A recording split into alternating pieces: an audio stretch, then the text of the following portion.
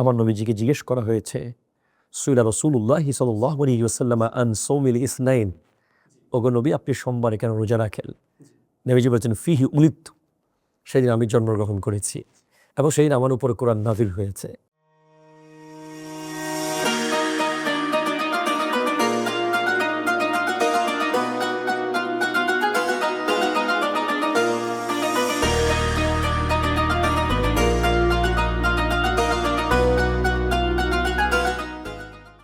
আসসালামু আলাইকুম ওয়া রাহমাতুল্লাহি ওয়া বারাকাতুহু।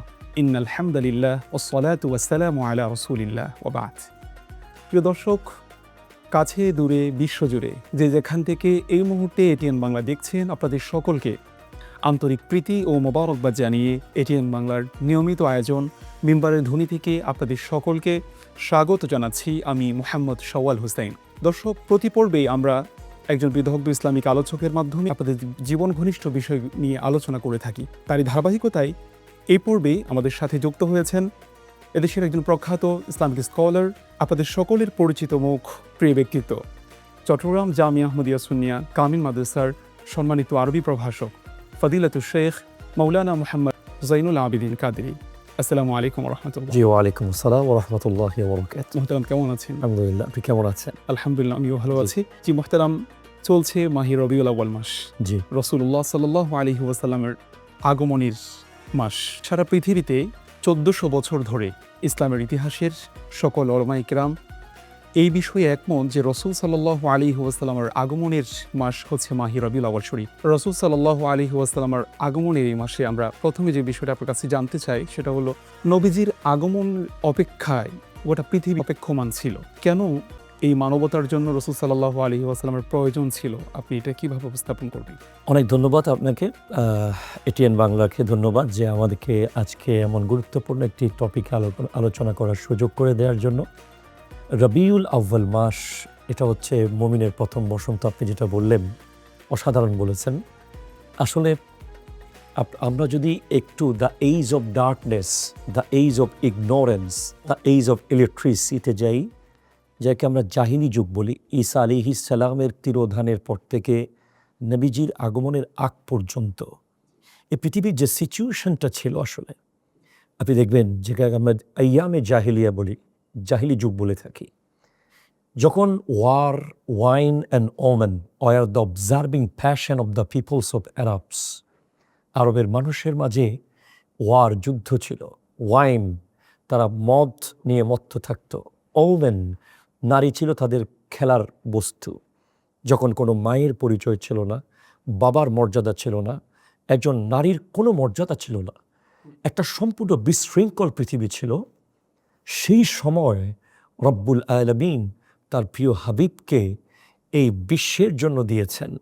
যেমনটা আল্লাহ বলছেন কোরআন কারীমে, লাকাদ বান্নাল্লাহু আলাল মুমিনিনা ইয বাআসা ফীহিম রাসূলা।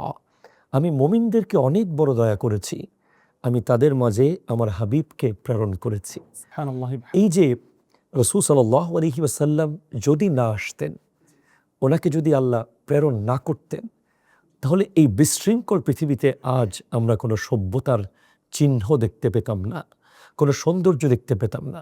আজ আমরা সভ্য জাতি, আমাদের একটা নির্ধারিত গাইডলাইন আছে, আমাদের একটা নির্ধারিত একজন ব্যক্তিত্ব আছে।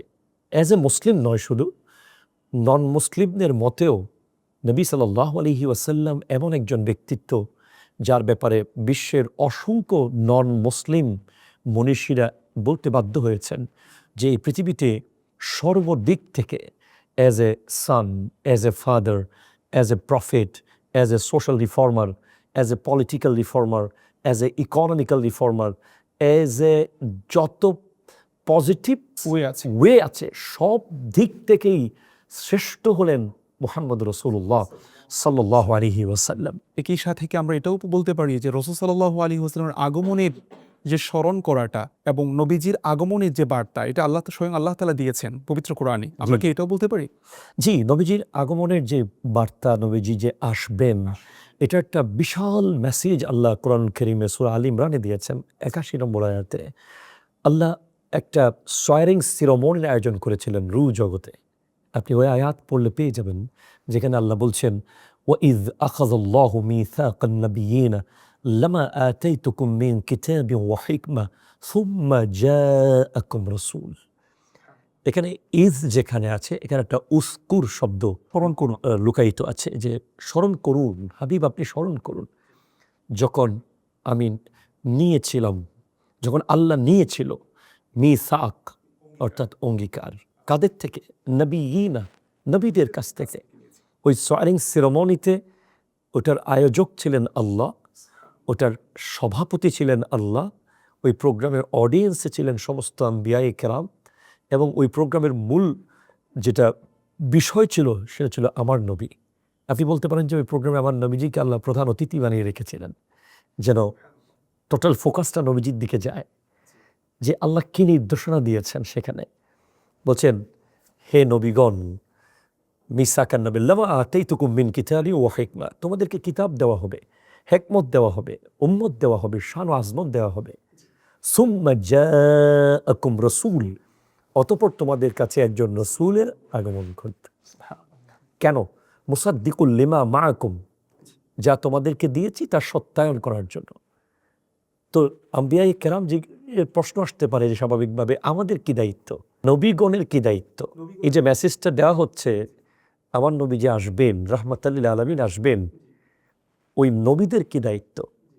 তখন তারা, আল্লাহ বলছেন লাতুমিনুন্না বিহি ওয়া লাতানসুরুন্নাহু, তোমরা তার উপরে পরিপূর্ণ ঈমান আনবে এবং তাকে সাহায্য করবে তথা খিদমত করবে। কারণ নবীজি তো বড়, বাকিরা ছোট, তো ছোটরা ইমামুল আম্বিয়া, যেটা ইমামুল আম্বিয়া, যে সকল নবীদের উপর সকল নবীদের মধ্যে শ্রেষ্ঠত্ব লাভ করেছেন। তো দেখবেন বড় যখন ছোটকে সাহায্য করে সেটা সাহায্য হয়, ছোট যখন বড়কে সাহায্য করে সেটা খিদমত হয়। জি, তো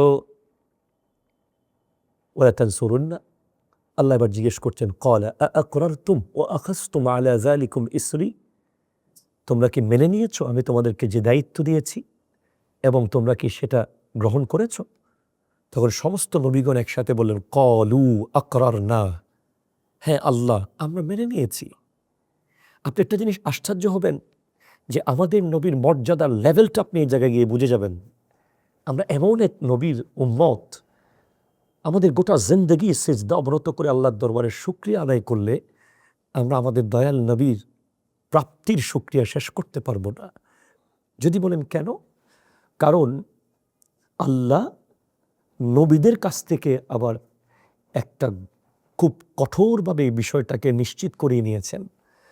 নবীগণ বলেছেন যে আমরা কাজটা মেনে করব, আমরা মেনে নিয়েছি।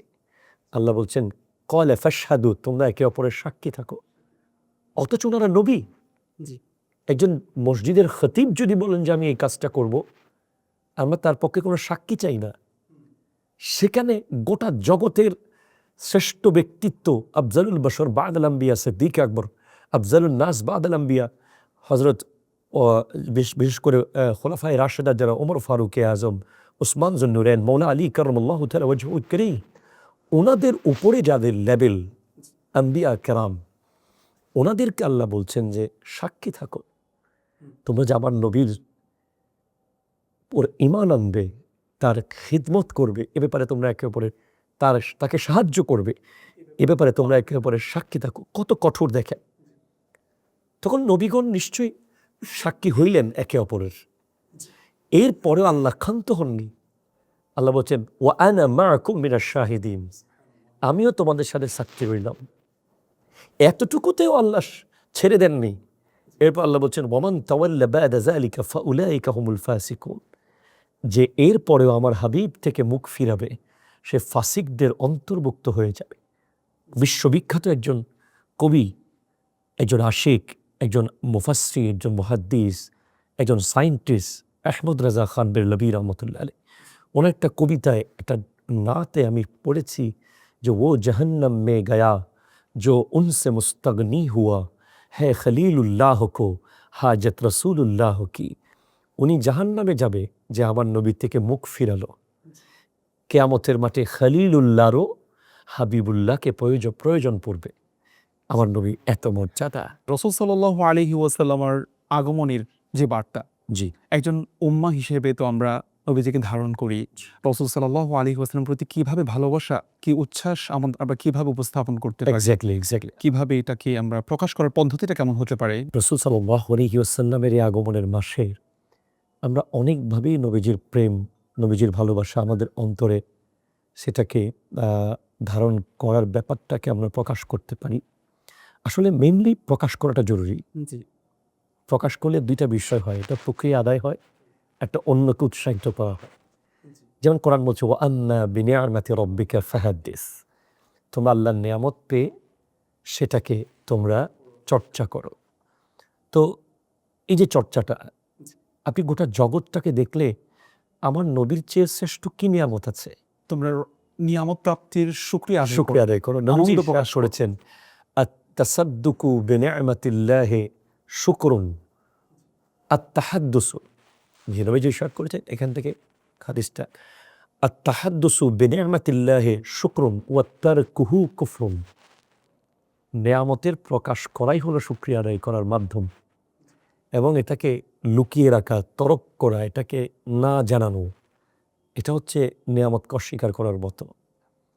লাইন শাকারতুম লাআযীদান্নাকুম ওয়া লাইন কাফারতুম ইন্না আযাবি লাশাদীদ। আরেকটি আয়াতের কথা, কুল বিফাদলিল্লাহি জি, ওয়া বিরাহমাতিহি। যে আমি যাচ্ছিলাম সেদিকে। জি, আমরা যদি প্রকাশ করি, প্রচার করি, জানাই যে নবীজির আগমন হয়েছে, নবীজির আগমন হয়েছে, এখানে আমরা অনেকভাবে করতে পারি।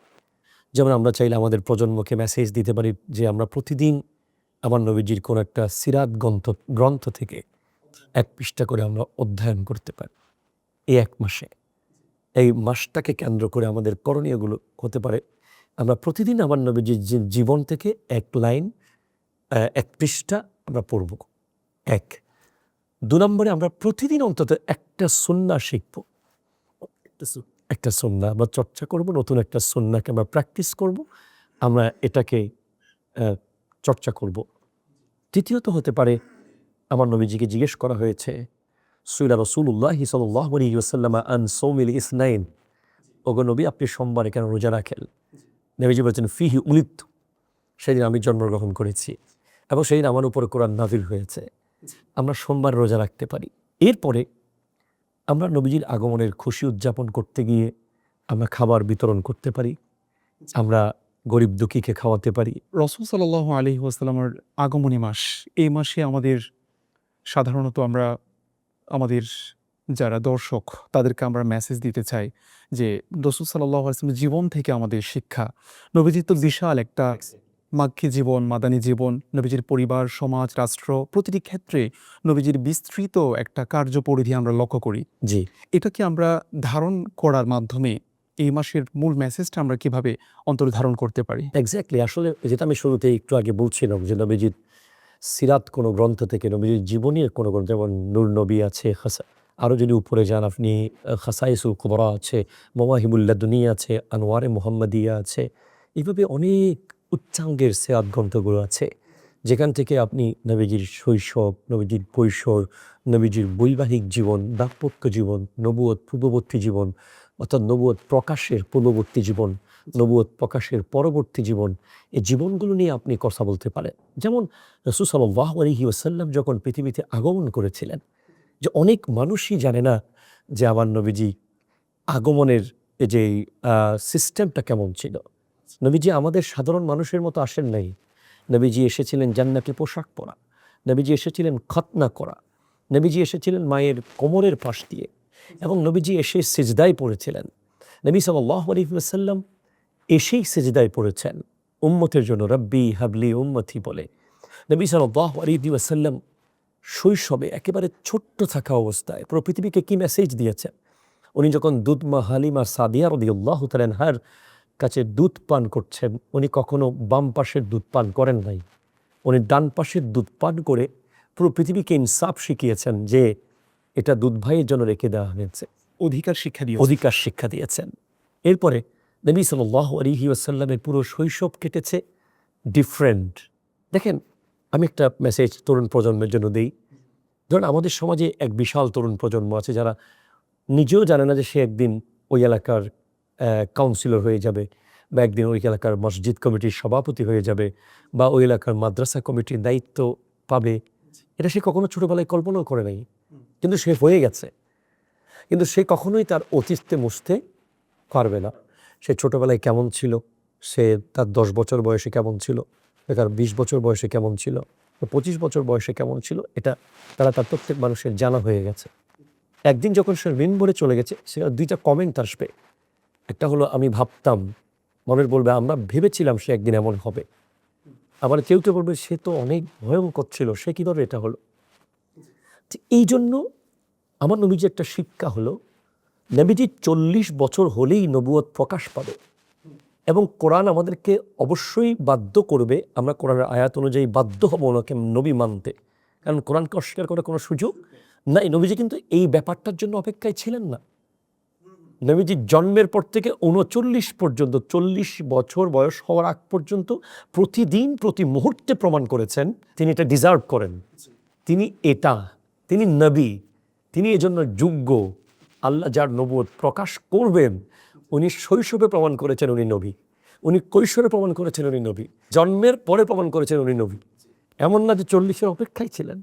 এজন্য নবীজি পুরো 40 বছর পর্যন্ত প্রতিটা মুহূর্তই আমাদের জন্য অনুসরণীয়, এটা আমাদের জানতে হবে। 40 পর্যন্ত রাসূল সাল্লাল্লাহু প্রতিটি মুহূর্ত আমাদের জন্য অনুসরণীয়, 100% অনুসরণীয়। আপনি পুরো পৃথিবীর মানবতার সংগঠন যেগুলো আজকে মানুষের কল্যাণে কাজ করছে, যে আমাদের বাংলাদেশে নুসরা ফাউন্ডেশন আছে, আরও অনেকগুলো ফাউন্ডেশন আছে, বড় বড় ফাউন্ডেশন আছে, গাউসিয়া কমিটি বাংলাদেশ আছে। এই যে সংগঠনগুলো লক্ষ লক্ষ মানুষের মানবতার জন্য কাজ করছে, এই যে মানুষের দাফন কাফনের কাজ করছে, মানুষের লাশ নিয়ে হাসপাতালে কবরস্থ করছে, বিনা পয়সায় মানুষের পাশে যে দাঁড়াচ্ছে, এই সংগঠনগুলো এই প্যাটার্ন কোথায় পেয়েছে? হিলফুল ফুজুল থেকে পেয়েছে। আমার নবী 14 মতান্তরে 19 বছর বয়সে হিলফুল ফুজুল গঠন করেছেন, যখন আমার নবীর এটা করার কথা ছিল না।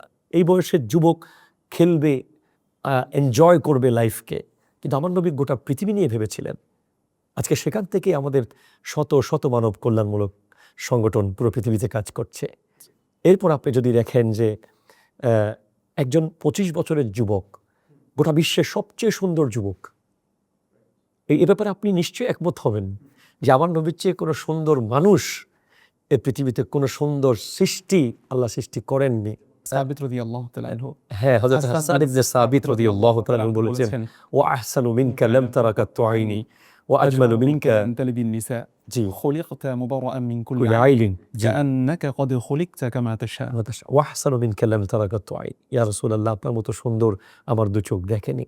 ওয়া আজমালু মিনকা লাম তালিদিন নিসা, আপনার মতো সুন্দর কোনো মা জন্মই দেয়নি। খুলিকতা মুবাররাআন মিন কুল্লি আইলিন, আল্লাহ আপনাকে সমস্ত দোষ থেকে খালি করে পাঠিয়েছে।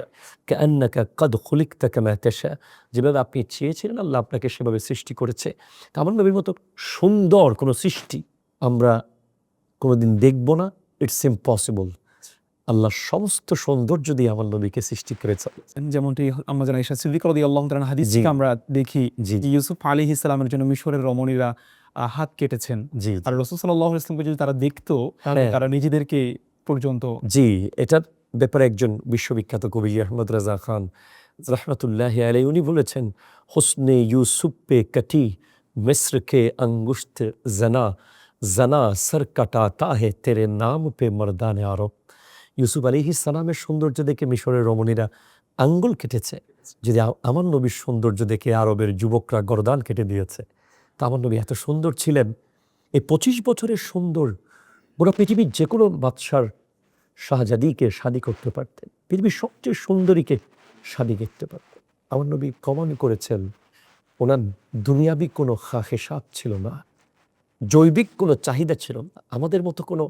আমাদের মতো তিনি নন। তিনি 45 বছরের খাদিজাতুল কুবরা রাদিয়াল্লাহু তাআলা আনহাকে ইসলামের স্বার্থে, ইসলাম প্রচারের স্বার্থে, ব্যাপকভাবে ইসলামকে ছড়িয়ে দেওয়ার স্বার্থে এবং ওনার মোহাব্বতে ওনাকে শাদী করেছেন। আর এমন এক নারীকে আমার নবী শাদী করেছেন যিনি কতটুকু আদর্শবান, যে এত পয়সাওয়ালা, এত ধনী পরিবারের কন্যা হওয়ার পরেও যিনি হেরা গুহায় আমার নবীর জন্য খাবারের পুটলি নিয়ে উঠে দিত প্রায় 2500 ফুট উপরে। এই যে নবীজির বৈবাহিক জীবনের সূচনাটা এখান থেকে হচ্ছে। পুরো বাংলাদেশে যারা এটিএন বাংলা দর্শক আছেন তাদের জন্য খুব জরুরি। যেমন আমরা দেখি যে আমাদের ছোট্ট ছোট্ট সিলি ম্যাটারে আমাদের সংসারগুলো ভেঙে যায়। যেমন আপনি দেখেন তরকারিতে একটু লবণ কম হয়েছে, বিবির সাথে ঝগড়া করে এটা আস্তে আস্তে যেতে যেতে এক পর্যায়ে ইগোতে চলে গেছে, সেখান থেকে সেটা আরও ঝগড়া হয়েছে, আরও বার্গেনিং হয়েছে, এক পর্যায়ে তালাক হয়ে গেছে। অথচ আমার নবীর তরকারিতে লবণ না হওয়ার কারণে চুপচাপ মুচকি হেসে খেয়ে চলে গেছেন, কখনো কমপ্লেন করেন নাই। আমাদের সমাজে এমন এমন মানুষরা আছে যারা বিবিকে মানুষ মনে করে না, তার কোনো কনসার্ন নিতে চায় না, তার সাথে কোনো পরামর্শ করে না। অথচ নবী সাল্লাল্লাহু আলাইহি ওয়াসাল্লাম সংসারের কাজে হযরত আয়েশা সিদ্দিকা রাদিয়াল্লাহু তাআলা আনহাকে সাহায্য করতেন। নবীজি পৃথিবীর সবচেয়ে বিজিয়েস্ট পার্সোনালিটি, যিনি 63 বছরে এত কাজ করেছেন যে আমরা 63,000 বছরও করতে পারবো না। এত বিজিয়েস্ট পার্সোনালিটি হওয়ার পরেও আমার নবী প্রত্যেকটা স্ত্রীকে যথাযথ সময় দিয়েছেন। আমার নবী সবার হক আদায় করেছেন। আমার নবীজি সাল্লাল্লাহু আলাইহি ওয়াসাল্লাম খাদিজাতুল কুবরা রাদিয়াল্লাহু তাআলা আনহার ইন্তেকালের পরে ওনার পরিচিত প্রিয়জনদের কাছে হাদিয়া পাঠাতেন, যাতে করে খাদিজাতুল কুবরা রাদিয়াল্লাহু তাআলা আনহা খুশি হয়। ওনার স্মরণটা রেখেছেন আমার নবীজি। ওয়া ইন্নাকা লা আলা খুলুকিন আযীম আয়াত যখন নাজিল হয়েছে, তখন সাহাবায়ে কেরাম জিজ্ঞেস করেছে খুলুকে আযীম কি? তখন আয়েশা সিদ্দিকা রাদিয়াল্লাহু তাআলা আনহা বলেছেন খুলুকুহু হুয়াল কোরআন, ওনার চরিত্র হলো কোরআন। এরপরে রাসূল সাল্লাল্লাহু আলাইহি ওয়াসাল্লাম এমন ছিলেন যে উনি সবচেয়ে গুরুত্বপূর্ণ বিষয়ে হযরতে খাদিজাতুল কুবরা রাদিয়াল্লাহু তাআলা আনহার কাছে পরামর্শ নিয়েছে। সেটা হলো কোরআন নাজিলের সময় যখন বিভিন্ন সাইন নবীজি দেখছিলেন, তখন উম্মুল মুমিনিন খাদিজাতুল কুবরা রাদিয়াল্লাহু তাআলা আনহার কাছে জিজ্ঞেস করেছিলেন, খাদিজা আমি এগুলো কি দেখছি? তখন উম্মুল মুমিনিন বলেছিলেন, ওয়াল্লাহি লা ইয়াহজিকাল্লাহু আবাদা ইন্নাকা লা তাসিলুর রাহমা ওয়া তাহমিলুল কাল্লা ওয়া তাকসিবুল মাদুমা ওয়া তুঈনু আলা নওয়াইবিল হক। আল্লাহ আপনাকে চিন্তিত করবে না। আপনি ওই জাত যিনি আত্মীয়তার খবর রাখেন, যিনি দুর্বলের পাশে দাঁড়ান, যিনি গরিব দুঃখীদের সাহারা হন, যিনি বিধ্বস্ত আরবের পাশে দাঁড়িয়েছেন। এইভাবে করে নিজের বিবির সাথে কনসার্ন করা, বিবির সাথে পরামর্শ করা, এটা নবীজির সুন্নাহ। নবী সাল্লাল্লাহু আলাইহি ওয়াসাল্লাম গভীর রাতে, অন্ধকার রাতে কোনো একজন বিবির হাত ধরে হাঁটতেন, যাতে তার অন্তরে ইতমিনান, তার প্রশান্তি আসে। আজকাল এই সুন্নাহগুলো চলে গেছে আমাদের সমাজ থেকে। নবীজি প্রত্যেক সফরে কোনো একজন বিবিকে রাখতেন, আমাদের কোনো একজন মাকে রাখতেন সাথে। এরপরে নবী সাল্লাল্লাহু আলাইহি ওয়াসাল্লাম আয়েশা সিদ্দিকা রাদিয়াল্লাহু তাআলা আনহার সাথে দৌড়াদৌড়ি দিয়েছেন, যাতে ওনার মনটা এখানে টিকে। খুব ছোট্ট সময় ওনাকে আনা হয়েছিল, যাতে ওনাকে একটা বিশাল বড় ইউনিভার্সিটি বানিয়ে দেওয়া যায়। নবীজি ওনাকে টোটাল ট্রেনিং করিয়েছিলেন। পরে আপনি জানেন যে আয়েশা সিদ্দিকা রাদিয়াল্লাহু তাআলা আনহা মুকাসসিরিন রাবিদের মধ্যে একজন, শ্রেষ্ঠ সবচেয়ে বেশি হাদিস রেওয়ায়াতকারীদের মধ্যে ফকিহাও ছিলেন। বড় বড় সাহাবারা ওনার কাছে মাসলা জিজ্ঞেস করতে আসতেন। এজন্য নবীজি ওনাকে খুব কম বয়সে এনেছেন, যাতে পুরোপুরি ট্রেনিং করিয়ে প্রস্তুত করিয়ে দেওয়া যায়। এইভাবে করে নবীজির দাম্পত্য জীবন তো পারিবারিক বন্ধনটা সুন্দর করার যত প্রক্রিয়া আছে সব করেছেন, সব নবীজি করেছেন, শিক্ষা দিয়েছেন উম্মাকে। জি। একই সাথে মোহতারাম যদি বলি যে রাসূল সাল্লাল্লাহু আলাইহি ওয়াসাল্লামের তো দুইটা ধাপ আছে জীবন, একটি মাক্কি জীবন, একটি মাদানী জীবন। জি। নবীজি যখন হিজরত করে মদিনা শরীফ গিয়েছেন, জি। একটি রাষ্ট্রকে পুনর্গঠন করেছেন, এক্স্যাক্টলি, যে এখানে আমরা দেখি যে আনসারি সাহাবীদেরকে মুহাজির সাহাবীদের সাথে যে একটা বন্ধন সৃষ্টি করে দিয়েছেন, ভ্রাতৃত্ববোধ শিক্ষা দিয়েছেন। আপনি মাদানী জীবন নিয়ে যদি আমাদের কিছু বলতেন। মাদানী জীবনে আপনি যেটা বলছিলেন খুব গুরুত্বপূর্ণ টার্ম। এখানে অনেক কথা আছে ইসলামের ইতিহাসে। আকাবার শপথ আছে, মদিনা শরীফ নবীজি যাওয়ার যে ব্যাপার, সানিয়াতুল বিদাতে রিসিভ করা, তারপরে সিদ্দিক আকবরের সাথে গারে সোর পর্বতে প্রায় 2.5 দিন থাকা, অনেক ইতিহাস, এগুলো ঘন্টা পর ঘন্টা চলে যাবে। মাদানী জীবনের সবচেয়ে গুরুত্বপূর্ণ যে কথাটা আপনি বলেছিলেন যে ভ্রাতৃত্ব, যারা জীবনে কেউ কাউকে দেখেনি, যারা কেউ কারো আত্মীয় না, ওরা আমার নবীর এক কথায় আনসারিরা যাদের 2টা ঘর ছিল একটা দিয়ে দিয়েছে, 2টা বিবি ছিল একটা তালাক দিয়ে মুহাজিরকে ভাইকে শাদী করিয়ে দিয়েছে, 2টা পেয়ালা ছিল একটা দিয়েছে। আজকে আমরা রক্তের ভাইকে পর্যন্ত আমরা কি সহযোগিতা করি না, দূরে সরিয়ে দিই। অথচ আমার নবী সাহাবারা রক্তের সম্পর্ক ছিল না, ইমানের সম্পর্ককে গুরুত্ব দিয়েছে। মাদানী জীবনে আমরা আরেকটি গুরুত্বপূর্ণ হচ্ছে মদিনার সনদ। ওটা বিশ্বের জন্য, এটা ম্যাগনা কার্টা, এটার জন্য, এটার মাধ্যমে পুরো পৃথিবী আজ এখান থেকেই শিখেছে যে কীভাবে বিশ্বের মানবতাকে এক করা যায়, কীভাবে মুসলিম উম্মাহকে এক করা যায়, কীভাবে বদর, উহুদ, খায়বার, খান্দক, সর্বশেষ মক্কা বিজয়, যেখানে সবচেয়ে গুরুত্বপূর্ণ একটা মেসেজ সেটা হলো ক্ষমা। নবীজি যেদিন চাইলে সবাইকে, যারা নবীজিকে নিজের বাড়িতে থাকতে দেন নাই, হত্যা করতে চেয়েছিল, যারা নবীজিকে বন্দি করেছে, ওদেরকে আমার নবীজি চাইলে সেদিন প্রত্যেকের গর্দান ফেলে দিতে পারতেন। কিন্তু আমার নবী শুধু রাসূল নন, উনি রাহমাতুল লিল আলামিন। নবীজি সবাইকে ক্ষমা করছে। সর্বোপরি রাসূল সাল্লাল্লাহু আলাইহি ওয়াসাল্লাম যে স্থানে জীবনের শেষ সময়টুকুন কাটিয়েছেন সেই মদিনাতুল মুনাওয়ারা। আল্লাহুম্মা জাআল বিল মাদিনাতি দিআফাই কামা জাআলতা বিমাক্কাতা মিনাল বারাকাত। জি, নবীজি যে স্থানের জন্য, এই রাষ্ট্রের জন্য দোয়া করেছেন মদিনাতুল মুনাওয়ারা নিয়ে। আল্লাহুম্মা হাব্বিব ইলাইনাল মাদিনাতা কাহুব্বিনা মাক্কাতা আও আশাদ্দা। জি, মদিনা শরীফে আল্লাহ তুমি ডবল বরকত দাও যা মক্কায় দিয়েছ। মদিনা শরীফকে আমাদের জন্য এত প্রিয় বানিয়ে দাও যেন মক্কার চেয়ে অনেক বেশি প্রিয় হয়। আল্লাহ পাক আমাদের সকলকে মদিনাতুল মুনাওয়ারার হাজরি নসিব করুক। আমিন, আমিন। মুহতারাম, আমরা একেবারে শেষ পর্যায়ে উপনীত হয়েছি। আমাদের দর্শকদের জন্য যদি আজকের রাসূল সাল্লাল্লাহু আলাইহি ওয়াসাল্লামের জীবন থেকে আমরা সর্বশেষ যদি মেসেজ আপনি উপস্থাপন করতেন। সর্বশেষ মেসেজটা হলো এই, আমি যেটা ধারণ করি কোরআনুল কারীমে সূরা তওবা দেখলে আপনি পাবেন যে কুল ইন কানা আবাউকুম ওয়া আবনাউকুম ওয়া ইখওয়ানুকুম ওয়া আজওয়াজুকুম ওয়া আশিরাতুকুম ওয়া আমওয়ালুন ইকতারাফতুমুহা ওয়া তিজারাতুন তাখশাউনা কাসাদাহা ওয়া মাসাকিনু তারদাউনাহা। এখানে আটটা জিনিস আছে। এই আটটার একটাও কবরে যাবে না। বাবা, মা, ভাই, বোন, স্ত্রী, সমাজ, সম্পদ, বাড়ি, টাকা, ব্যবসা কিছুই কবরে যাবে না। একমাত্র কবরে আসার জন্য যে ক্ষমতা আল্লাহ দিয়েছেন সেটা আমার নবীকে দিয়েছেন। সেজন্য আমরা এমনভাবে জীবনযাপন করব যেন আমার নবীজির সামনে আমরা চেহারা দেখাতে পারি। আমার নবী যেন আমাদেরকে দেখে বেজার হয়ে না যায়, নবী যেন আমাদেরকে দেখে মুস্কি হাসি দেয়। এজন্য আমরা দরুদ পড়ব, নবীজির আদর্শকে বাস্তবায়ন করবে, নবীজির মেরাজের থাবিয়া 5 ওয়াক্ত নামাজকে আমরা মজবুতভাবে ধরব। সর্বোপরি যেন আমার নবী আমাদেরকে গর্বের সাথে হাসরের মাঠে বলতে পারে এই আমার উম্মতকে আমি এনেছি আল্লাহ। এভাবে আমাদের জীবন প্রচলিত। আল্লাহ তাআলা তৌফিক দিক, আমিন। দর্শক, মিম্বারের ধরি থেকে আজকের আলোচনায় মুহতারাম এতক্ষণ পর্যন্ত আলোচনা করছেন আমাদের সকলের পরিচিত মুখ, একজন বিদগ্ধ ইসলামিক আলোচক ফজিলাতুল শেখ মাওলানা মুহাম্মদ জয়নুল আবেদিন কাদেরী।